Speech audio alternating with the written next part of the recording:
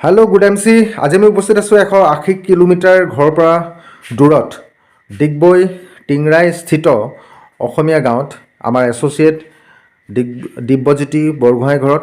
আৰু আপোনালোক সকলোকে মই চিনাকি কৰাই দিব লৈছোঁ মিষ্টাৰ দিব্যজ্যোতি বৰগোহাঁই। নমস্কাৰ, good M C. Thank you. এতিয়া তেওঁলোকৰ ঘৰত আমি উপস্থিত আছোঁ। নিশা সময় হৈছে প্ৰায় 11টা বাজু আৰু এই এনেকুৱা এটা সময়ত আমি ইয়াত গোট খাই আছোঁ। আটাইকেইজন লিডাৰ আমাৰ মাজত আছে। Ruby Star mister Lakshinath Gogoi sir, নমস্কাৰ, গুড এম চি। আমাৰ মাজত আছে Ruby Star mister Dev Baruah sir, good M C. নমস্কাৰ। আমাৰ মাজত আছে super star mister Ranjit Mech sir, নমস্কাৰ, গুড এম চি।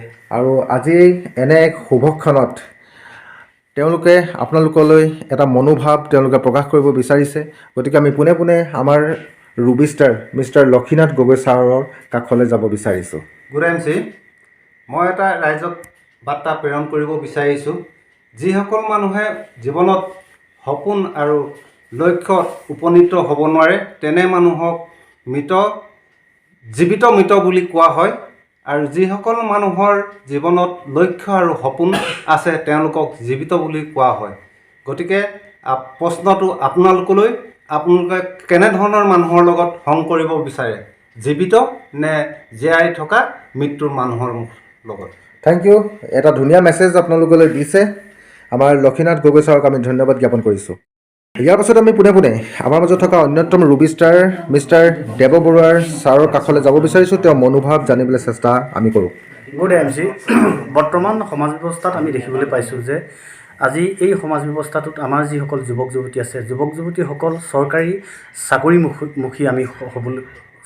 চাকৰিমুখী হোৱা আমি দেখিবলৈ পাইছোঁ। এটা চৰকাৰী চাকৰি পাবলৈ হ'লে আপুনি উচ্চ শিক্ষাৰে শিক্ষিত হ'ব লাগিব।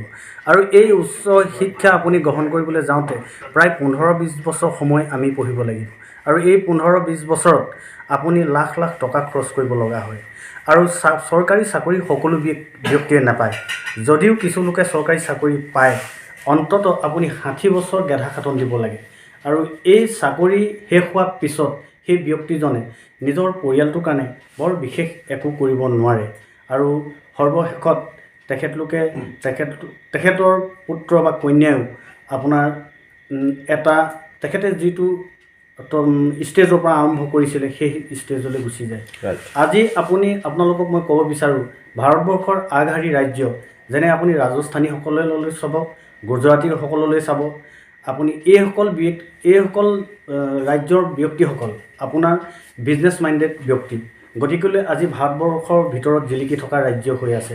আজি ভাৰতবৰ্ষৰ প্ৰধানমন্ত্ৰী, আজি অসমৰ মুখ্যমন্ত্ৰী, আজি ভাৰতবৰ্ষৰ অন্যতম ৰাজ্য আপোনাৰ দিল্লীৰ মুখ্যমন্ত্ৰী কেজৰিৱাল ডাঙৰীয়াও কৈছে আপুনি এনেকুৱা এটা কৰ্ম কৰক যিটো কৰ্মৰ দ্বাৰাই আপুনি অন্ততঃ 15-20 জন মানুহক সংস্থাপিত কৰিব পাৰে আৰু আপুনি সমাজৰ কাৰণে কিবা এটা কৰিব পাৰে।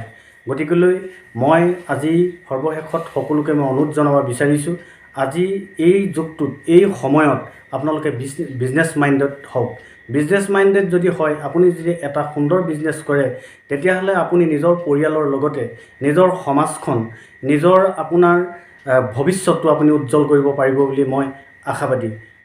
পোনে পোনে যাব বিচাৰিছোঁ আমাৰ সমাজৰ এজন শিক্ষাগুৰু তথা IMCৰ ছুপাৰষ্টাৰ ৰেছপেক্টেড মিষ্টাৰ ৰঞ্জিত মেছ ছাৰৰ কাষলৈ। নমস্কাৰ, গুড এম চি। শিক্ষাৰ জীৱনত বহুতো শিক্ষা লোৱাৰ পিছত মানুহে এইটো নুসুধে যে তুমি মেট্ৰিকত কিমান পাৰ্চেণ্টেজ পালা, মেট্ৰিকত কোন নম্বৰ ডিষ্টেণ্ড কৰিলা, হায়াৰ ছেকেণ্ডেৰীত কিমান নম্বৰ ডিষ্টেণ্ড কৰিলা, ডিগ্ৰীত তুমি কিমান পাৰ্চেণ্টেজ লৈ ফাৰ্ষ্ট ক্লাছ ল'লা। ব্যক্তিজনক এটাই প্ৰশ্ন সোধে, তুমি বৰ্তমানত কি কৰি আছা আৰু কি হৈ আছা। ব্যক্তিজনক ব্যক্তি হিচাপে সন্মান নকৰে, ব্যক্তিজনৰ কৰ্মক সন্মান কৰিব। শাস্ত্ৰত এটা কথা লিখা আছে যে কৰ্মই ধৰ্ম। আমি জীৱনত কেতিয়াও পিতৃ মাতৃ ধাৰ খুজিব নোৱাৰোঁ। এটা বয়সৰ পিছত সন্তানে পিতৃ মাতৃৰ পৰিচয় যোগেদি নিজৰ পৰিচয় দাঙি ধৰিব নালাগে। এটা সময়ত সেই সন্তানৰ পৰিচয় যোগেদিয়ে পিতৃ মাতৃৰ পৰিচয়টো লাভ কৰিব লাগে। ধন্যবাদ, গুড এম চি।